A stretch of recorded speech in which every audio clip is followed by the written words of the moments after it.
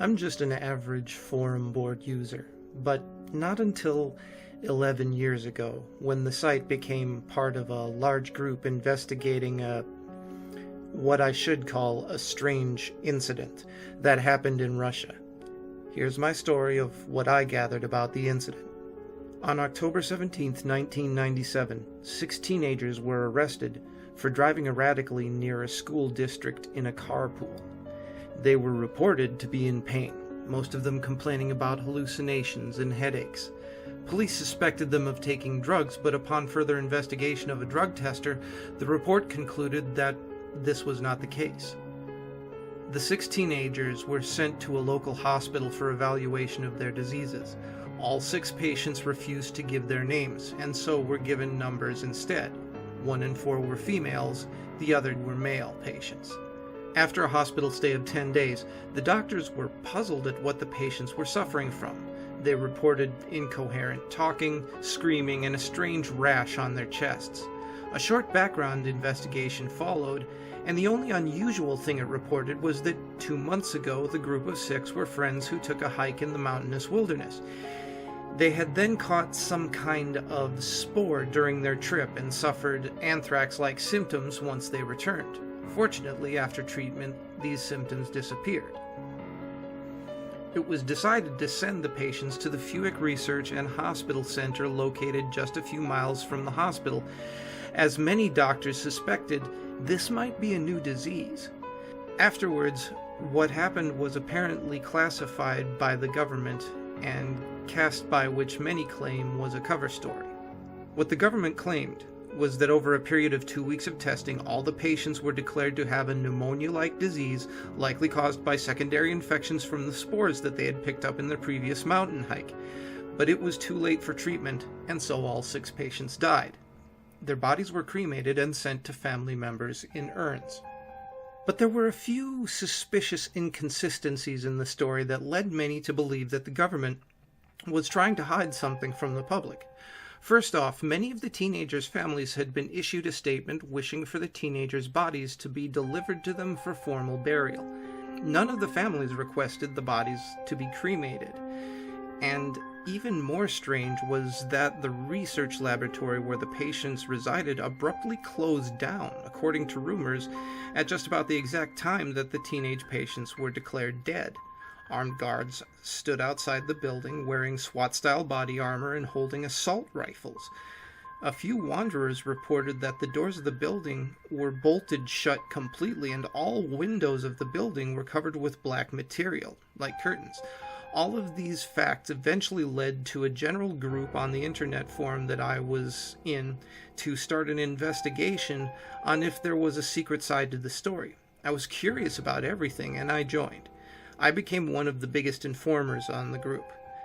Many anonymous users have sent me detailed logs, information, and reports that they claim to have recovered about the Fuick patients, but none of them really pointed to any real or new information. Years passed. The forum eventually started to lose its popularity, and the group shrank. I myself was thinking of resigning from the site when one user, under the name of MacLeod113, sent me a private message. He claimed that he was trying to retrieve the video memory of the security cameras at Fuick, which had backup videos stored online at the research center's site. I kept in touch via PMs with this guy.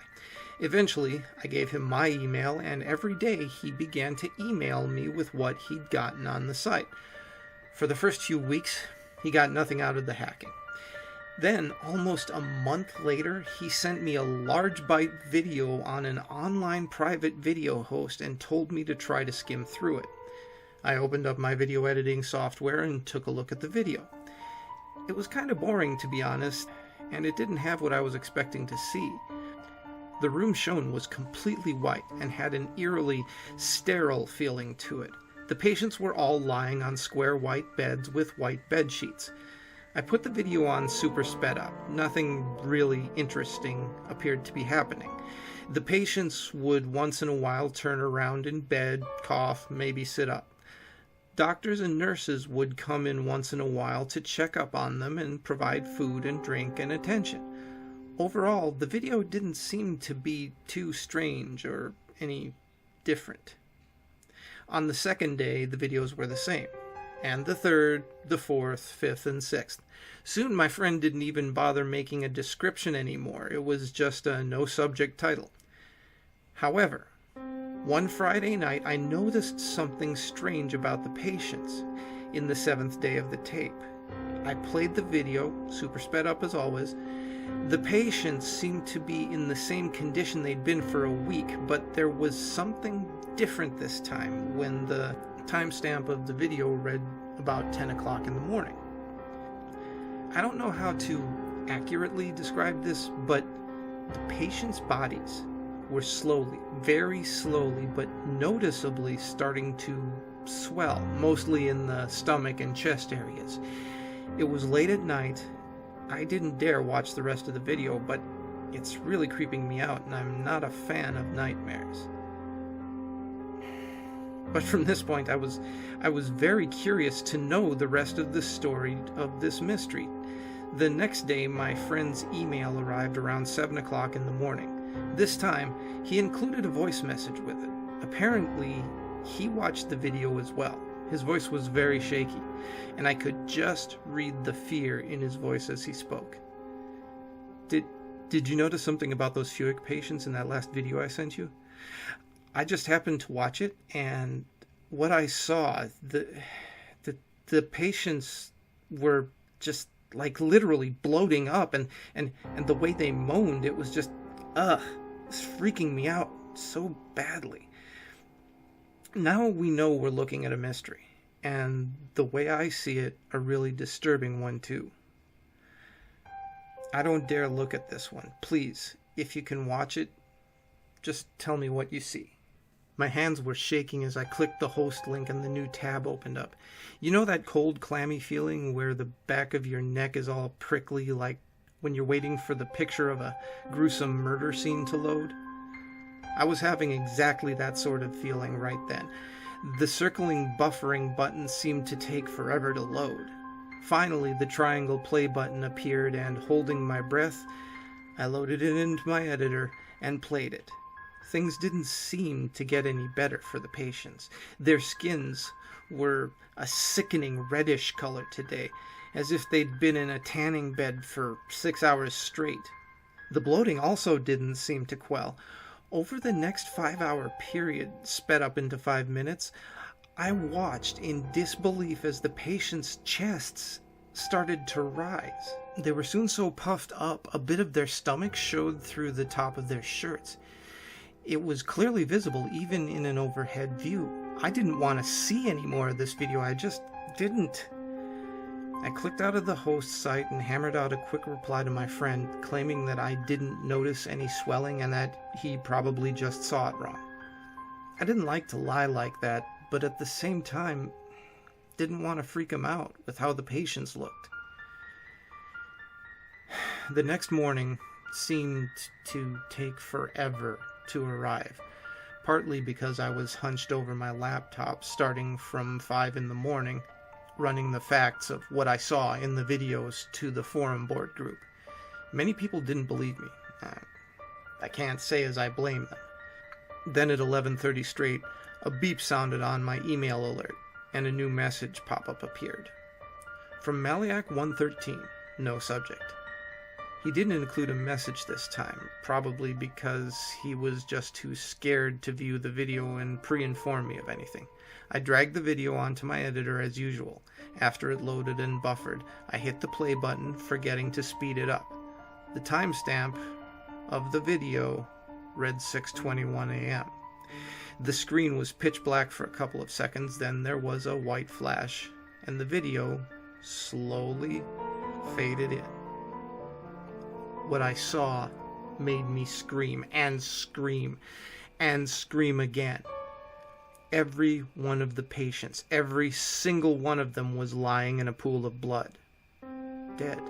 These patients were dead. That was the first thing that came to my mind. But then, a sudden movement at the bottom of the screen caught my eye. It was one of the patients. He, or she, I couldn't tell, was still alive. I'm not sure of the gender. It was too disfigured by the bloating and the dark from the early morning to be made out. I dragged the video flipper forward about 5 hours to around noon on the timestamp. The scene was too gruesome to describe.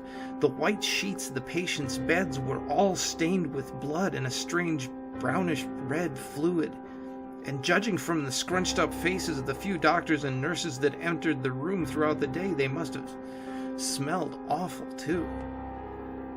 I'm sorry about this, guys, but all of this footage was too disturbing for me to bear. I skipped 4 days of the video, only reviewing the last one at the end of the 2-week period of the patient's stay. What I saw on the final day of that security camera footage will haunt me for the rest of my life. The tape started up about 1 in the afternoon. The patients were now horribly bloated, deformed, with yellowish fluids seeping from gaping open sores in every visible part of their skins. But it wasn't just the patients. Around 3 in the afternoon, a figure walked into the room wearing a starched white coat. It took me a while to register that the man had to be a doctor or a scientist. It took me even longer to recognize the long black object he was holding in his hands. It was an assault rifle.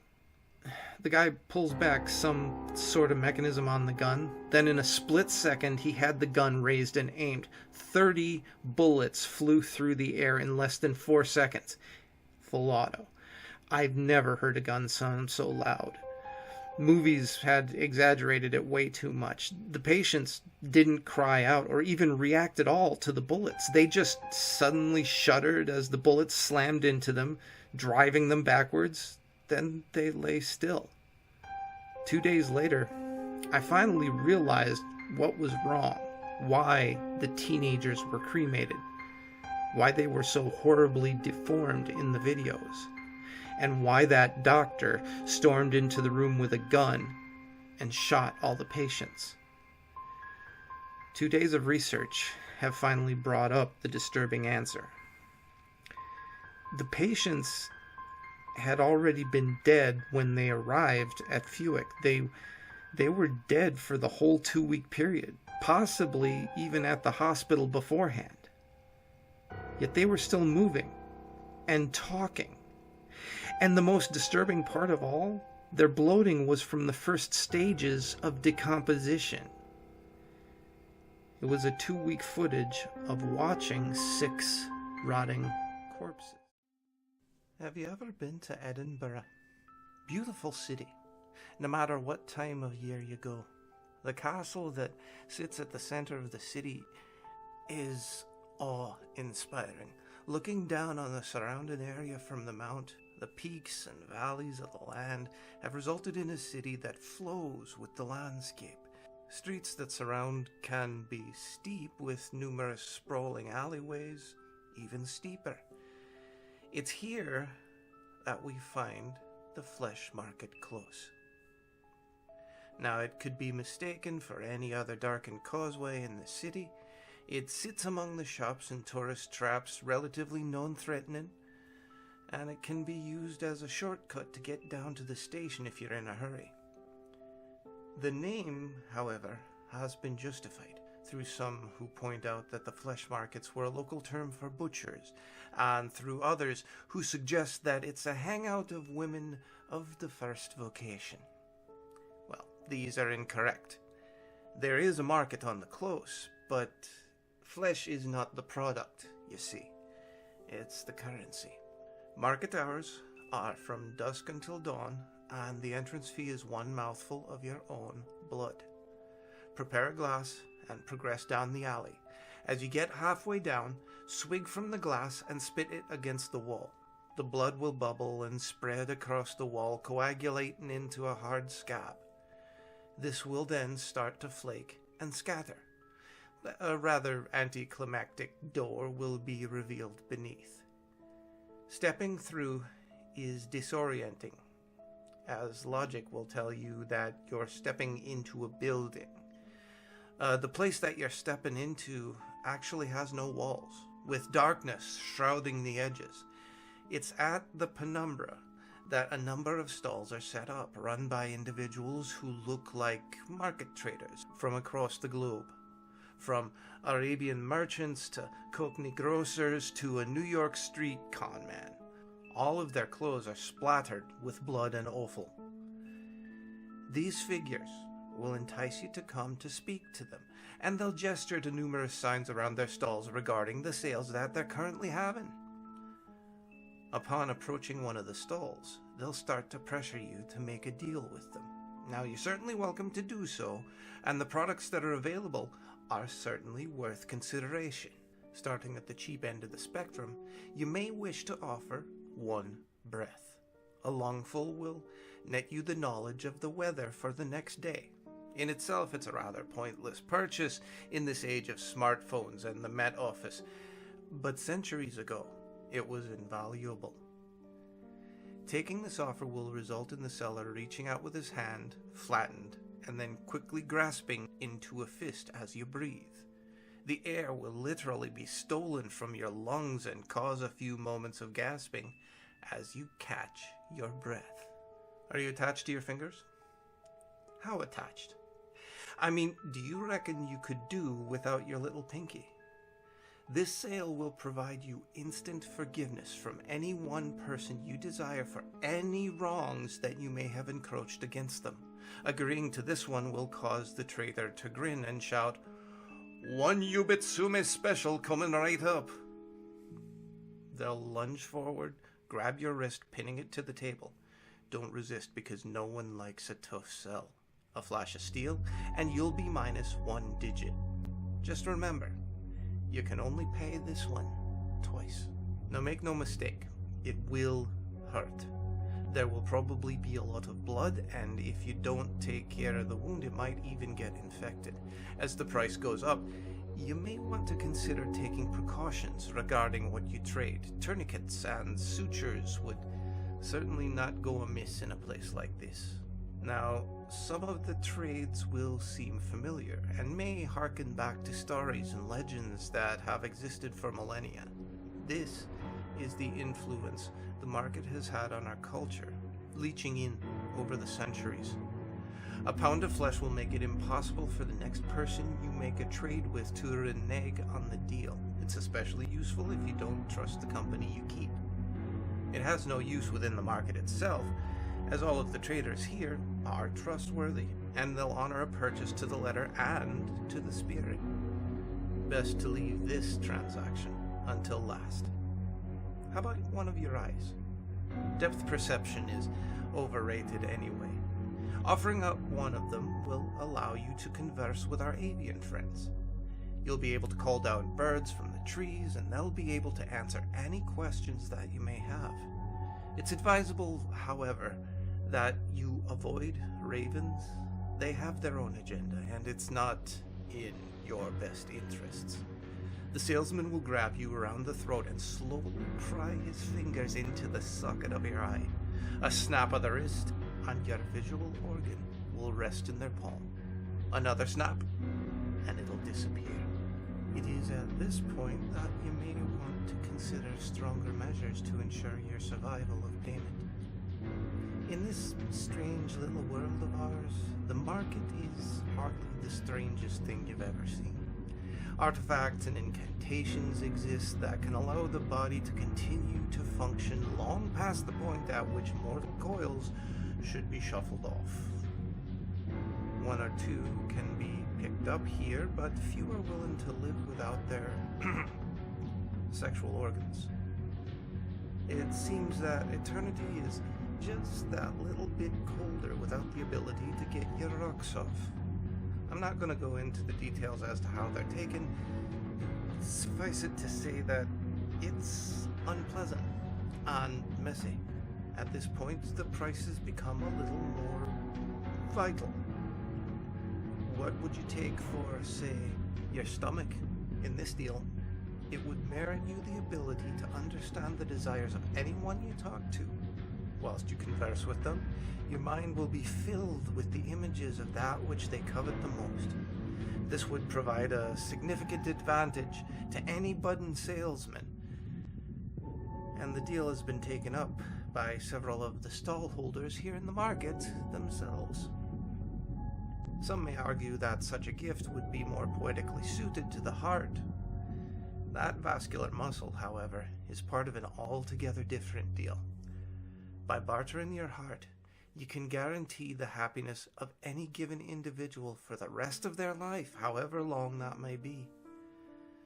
The removal of these types of organs can be significantly painful, but the dealers will allow you a moment to prepare yourself before they produce a short, keen blade. One practiced swipe later and they'll be digging into your tissues. They have unerring accuracy and the level of cleanliness that would rival any surgeon. Now, it's acknowledged in some places that once the deal's been sealed, a buyer may have second thoughts and may want to back out. Buyer's remorse, they call it. This is not one of those places. Most of the contract is left unspoken, but you're expected to have done your research here. The buyout clauses, they're a killer. Whilst most of the body can be put on the table, there are in fact limitations. The fact of the matter is that the brain is the seat of your sentience and cannot be fully traded in. I say fully. There was one individual who offered to lobotomize the part of the brain that holds memory as a part of the deal. The problem is that he cannot remember what it is that he received in return. I hear he suffered from night terrors all the rest of his days. Now at this point, I will offer you a warning. Up until now, I've detailed the price list for your own body parts. Whatever you do, do not attempt to purchase anything in the market with the organs of another person. Every figure in the market will stop and stare at you, and the one you attempted to defraud will scream, "That is not yours to trade!"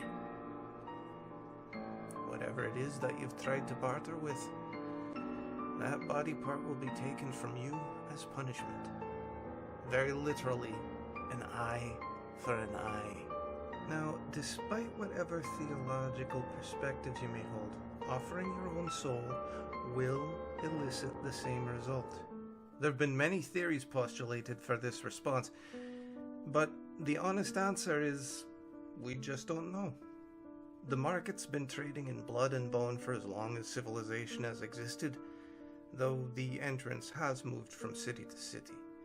Many have visited and shook hands with the butchers, though not quite as many have gotten those hands back.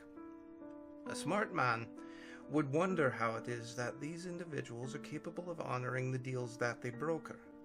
A smarter man would ask himself why his body parts are of such high value in this economy. Just understand that it is still supply and demand, and as long as there are fools willing to supply, you shouldn't need to concern yourself with who is doing the demanding. My dad was a safety officer at Chernobyl during the meltdown. Before he died last year, he told me about something he saw that night. I really shouldn't keep it to myself.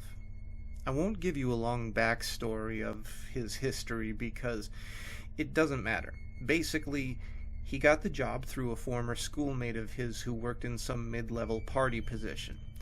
Dad was down on his luck at the time, and his friend Igor happened to see him at a local tavern. They got to talking, and Igor pulled some strings and gave him the position. Didn't matter that he wasn't qualified.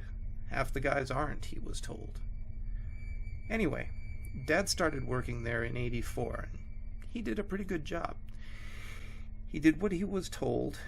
Most of the time it was just checking dial readouts to make sure pipes were sealed and whatnot. And in late 1985 and early '86, he started noticing far more party representatives coming in and out of the plant. Usually, the visits were limited to compliance officers and hazardous materials supervisors when radioactive material was moved in or out of the reactor. But these weren't plant specialists. They looked like they were Politburo. He told me he recognized a couple of them from televised speeches, but he didn't remember the names. He just knew that they were high-ranking. On the night of the meltdown, Dad was doing his usual valve and dial checks when Politburo members, accompanied by soldiers with Kalashnikovs, streamed down the hall toward the reactor area.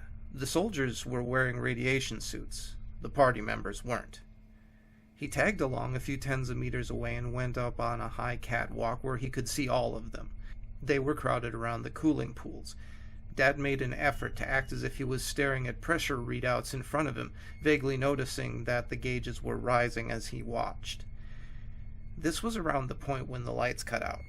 Apparently, this wasn't abnormal for the plant. The electrical systems were under-maintained, and all of the electricians on staff were tasked with more critical work. Even with the lights not working, Cherenkov radiation cast its characteristic blue glow over the group and illuminated the politicians and the soldiers. Then the water in the pool started moving. Now, Dad wasn't a nuclear engineer. Still, he knew whatever was happening in the pool was abnormal. He'd been by the area plenty of times, and never once did he notice the water move like it did right then. It sloshed with turbidity and looked like it was coming to a rolling boil. He glanced at the dials in front of him and saw that the temperature and the pressure in the loop system was dramatically higher than it should have been. As he was beginning to sprint across the catwalk toward the nearest alarm station, he saw something that made him stop. What he told me didn't make much sense at first. You have to figure that someone running at a dead sprint to pull an emergency alarm at a nuclear power plant wouldn't stop for anything. But he did, and he stared. Something had floated to the top of the boiling water. The way he described it, it was a dark grayish red, almost shaped like a person, but much bigger and dreadfully deformed. It floated face down in the pool. The party members didn't react, but the soldiers raised their rifles at the thing until one of the politicians barked an order at them to stand down. A moment or two later, the thing crawled out of the pool and raised itself on thick legs to stand before the gathered crowd. What Dad said he remembered most about the thing was its head. It sat directly on its lopsided shoulders, and it had no eyes, no nose, no ears. All that was there was a gaping hole.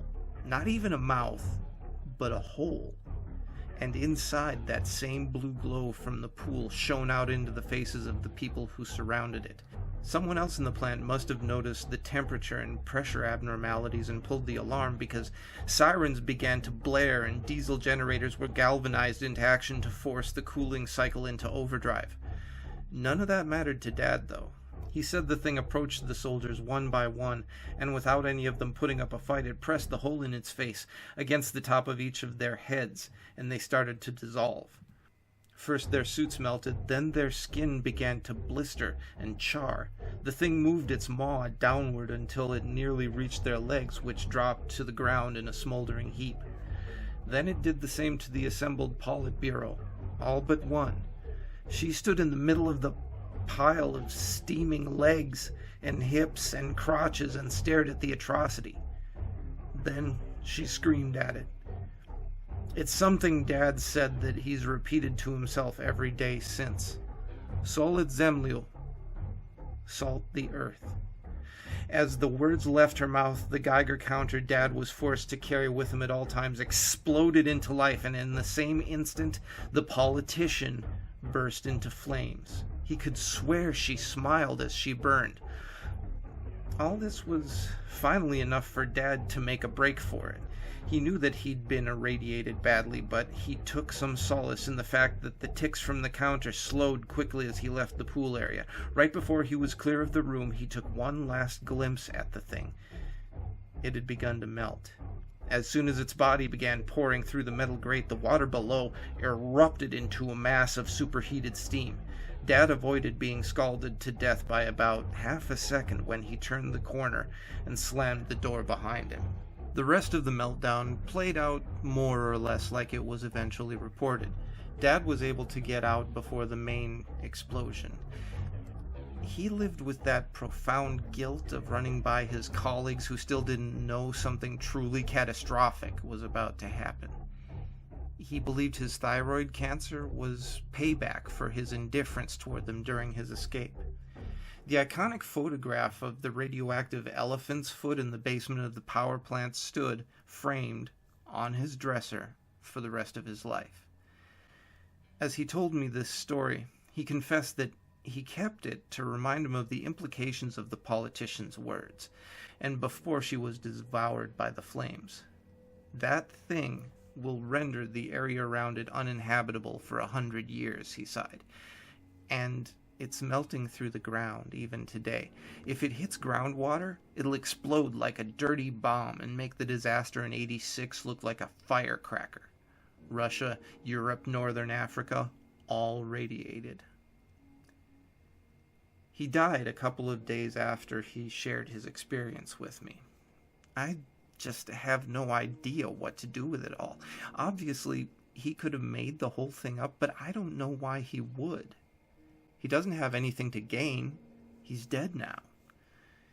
Maybe some of the survivors or their kids can corroborate parts of what he said. Maybe they can't. Either way, if it's true, there is so much more going on with that disaster than we've been told.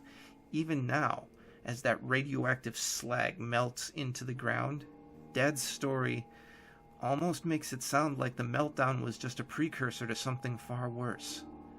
Something plotted. Please, if anyone can give some advice or insight, it would be appreciated. I don't want what he told me to be true, but this solid Zemlio terrifies me more than I can bear. Did anyone who lived in Seattle around the 90s remember Dr. Volkov's children's laboratory? I don't remember the specific town. My mom and I moved around a lot, but I definitely remember Dr. Volkov, and I remember hearing his commercials on the radio. I also remember that he said he'd give whatever families would let him borrow their kids something like $100,000, which honestly sounds super suspicious, but hey, my mom was a single parent, and she just needed some cash. I was 8, I think, when she first signed me up. And one of my most vivid memories from this was walking into the lab for the first time. It actually looked pretty fun. It was like a giant playground with slides and swings and anything else that a dirty little kid would want to get their hands on. There were 3 other kids there, and we played hide and seek together while our parents chatted and signed some papers. Then Dr. Volkov came in. He had a very strong accent, which I couldn't place at the time, but I now recognize as Russian. Hello, families. I thank you for giving up your free time to take part in my studies. I assure you that if I am successful with these experiments, we will make history, he said, and the parents gave polite applause. Then the kids caught on too, and we gave our cheers, which were not so quiet or polite. Once the parents leave, I will take the children and start my studies. They should be returned to you within the next year, give or take, he said, and the parents started murmuring to each other. Once again, thank you for your sacrifice. I will see the parents off now. Farewell, children. Say goodbye to Mommy and Daddy, Dr. Volkov said. We all waved goodbye except for one girl who ran up to her dad and hugged him. I wish that I had done that now, too. After the parents left, Dr. Volkov turned to us. Hello, little ones. I am so excited to work with you. Now, follow me, please. We followed him into the lab, which was decidedly less fun than the greeting room. It was all white, with 5 rooms having big metal doors decorating the sides of the hallway, one for each child. There were some strange kinds of equipment that I didn't know the names of scattered around. There were 4 kids, 3 boys, including myself, and 1 girl. We each introduced ourselves. There was Michael, me, and Dalton, who were both 8. Then there was Cassandra, who was 9, and then our oldest, Andrew, who was 10 years old. Dr. Volkov explained that we would still have time to play together, an hour a day, but most of our time would be spent working on our experiment. Dalton raised his hand. What is the experiment? Dr. Volkov then smiled. It almost looked forced. Who here has ever wanted to have superpowers? All 4 of us went ballistic. We all wanted to be heroes. What if I told you that this is made possible with us? That's right. Over the course of a year, I will make you 4 into a group of superhumans, each with your own special superpower. All of us clapped. This sounded amazing. And with that, we were sent to our rooms. The interior of mine was strange. No toys, no posters, no race car bed like the one I had at home. There were a lot of lights, though, but a lot of them weren't on for some reason. I was tired, so I laid down in my little bed, decorated with lightning bolts, and went to sleep. The next day, Dr. Volkov taught us more about the experiment. He was going to condition us all to have superpowers and then make a sort of super team to fight criminals and bad guys. We were all supposed to have different superpowers.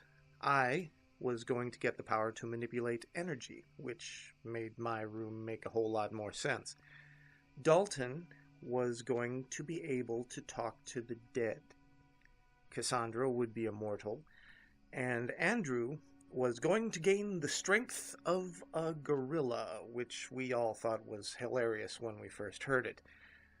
Our training was to begin immediately, and they sent us all away into separate rooms. I was sat in a large chair when one of Dr. Volkov's assistants, a woman named Katya, sat with me. "Hello, Michael. How are you? We are going to make you a Superboy. Isn't that exciting? Now, this may hurt a little bit."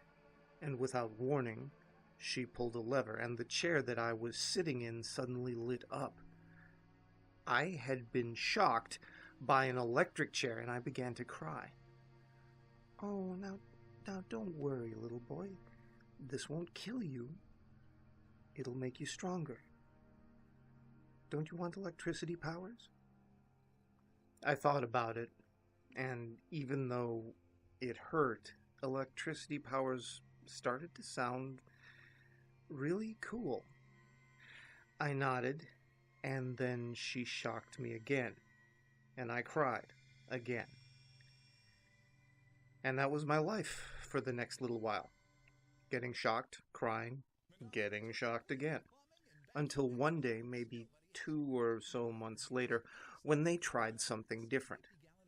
"Here, Michael, hold this," Katya said, handing me a metal rod. "This will hopefully conduct enough electricity to go through you to power that light bulb. Now, put your hand on the bulb, Michael."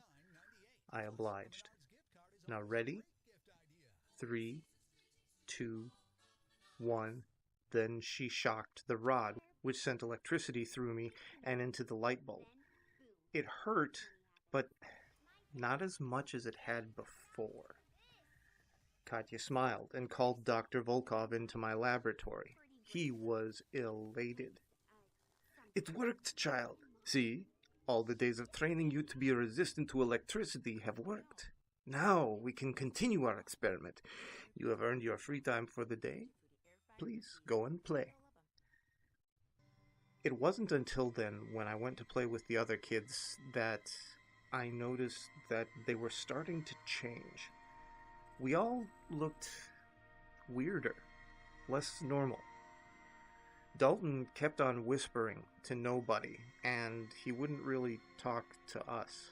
Andrew looked weirdly buff, and he kept climbing on things.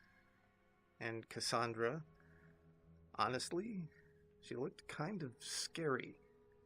She looked all stitched together like a rag doll. As Dalton stood by himself, Cassandra and Andrew and I sat and talked. I don't like these experiments. It's scary, Andrew said. They keep on giving me shots, and then I have to lift weights. It hurts my arms. I later learned that the shots that they were giving him were injecting him with gorilla DNA, which was terrifying to me. I'm scared too. They keep on hurting me.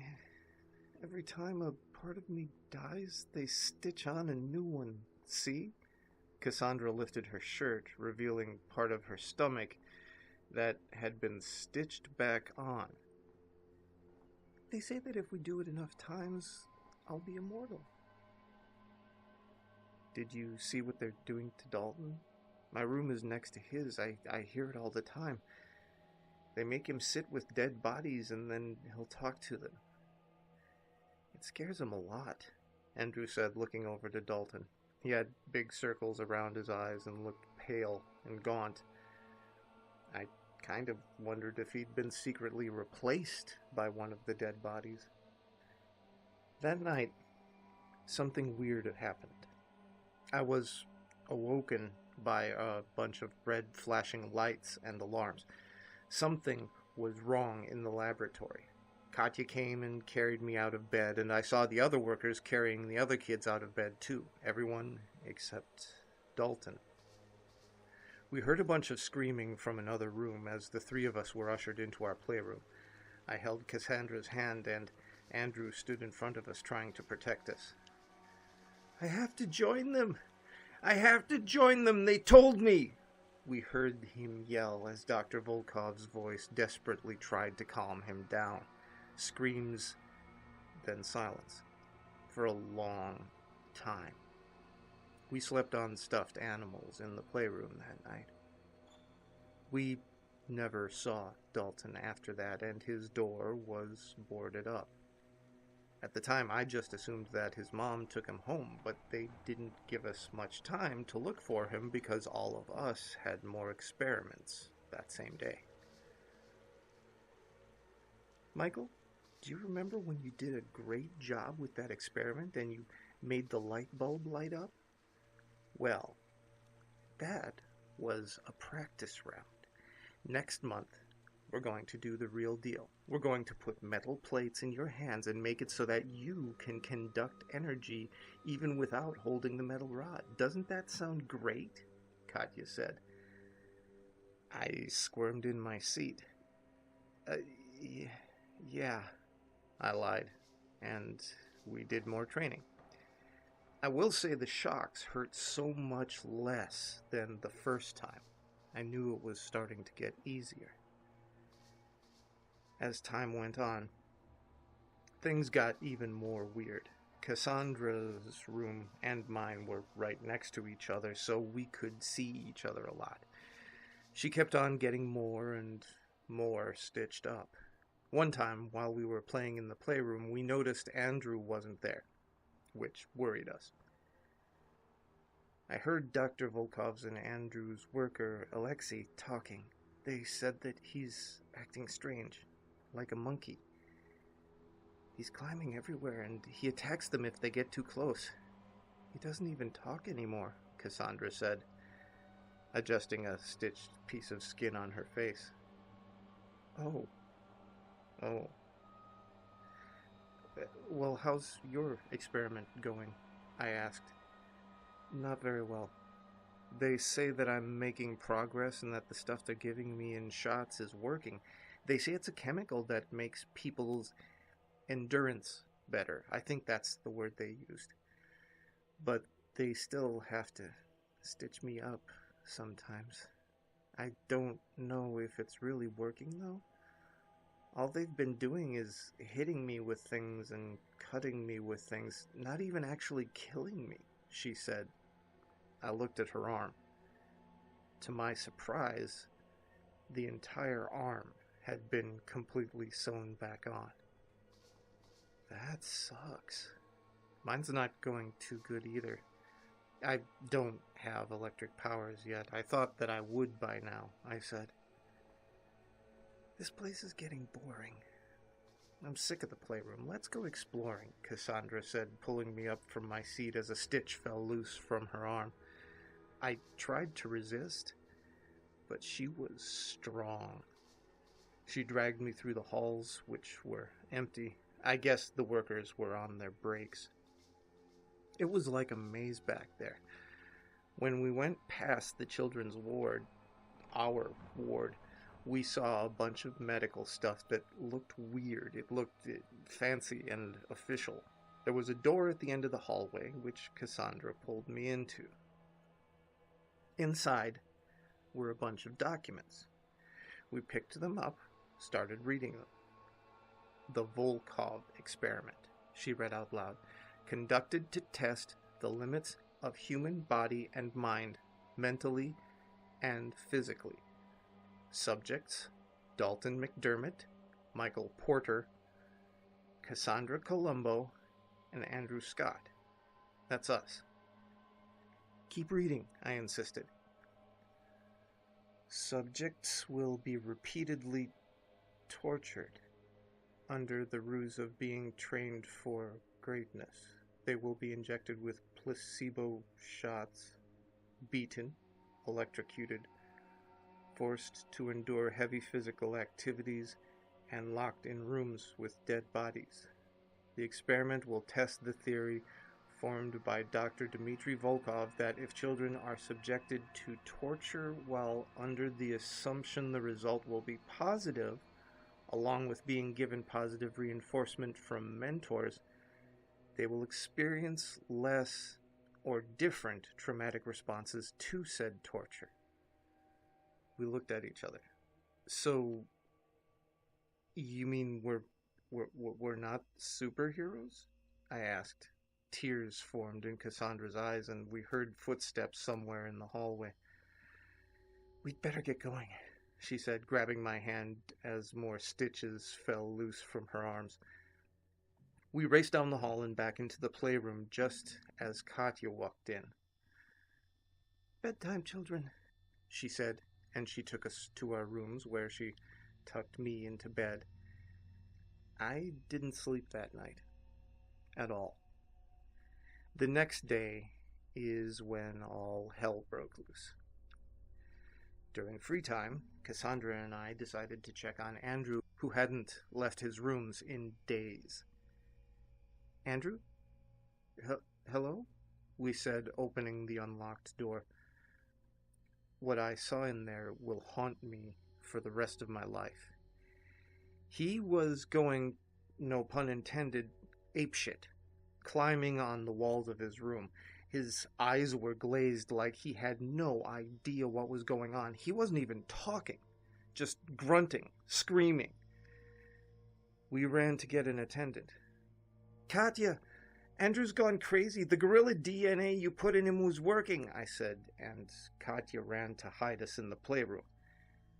It seemed that Andrew had escaped his room. Cassandra and I pressed our ears to the door, trying to listen in. Subject 4 is reacting poorly to the gorilla DNA, Dr. Volkov, Katya reported as they tried to track down Andrew. No, that is impossible, Dr. Volkov said. We did not give him any gorilla DNA. It was a placebo, he said, even though at that age I didn't even know what a placebo was. Cassandra and I still looked at each other in shock. That is fascinating. Let me write this down, we heard him say. No, Dr. Volkov, there's no time. There's a breach in his room. He's somewhere in the building. He's loose, Katya said, and panicked. No, let me... Dr. Volkov, subjects 2 and 3 are in danger, and so are we. There is no time. It won't take... Dr. Volkov! Suddenly, we heard screaming and running and chaos. I guess Andrew had found them. When everything was quiet again, Cassandra carefully opened the door to the playroom. Dr. Volkov and Katya, or at least what remained of them, were lying on the floor in a mess of blood. Andrew was in the corner, hyperventilating. He turned around and rushed towards us. Cassandra screamed, but he stopped when he got close. Andrew? I said shakily, not expecting him to say anything. Go. You're free, he hissed, and Cassandra and I stood there in shock. Are you stupid? They're coming. Go, before they get you, he said, and only then did we notice the men in biohazard suits running toward us. Cassandra and I ran until we found the exit into the playground at the front of the building. We heard the gunshots behind us, and Andrew's screams. But we didn't care. All we could do was run out the door, out of the hellhole that we'd been in for months. We waited outside the door for a while, waiting for Andrew to come out after us, but he never did. That was the last I saw of the Volkov experiment. No theories or documents were ever published.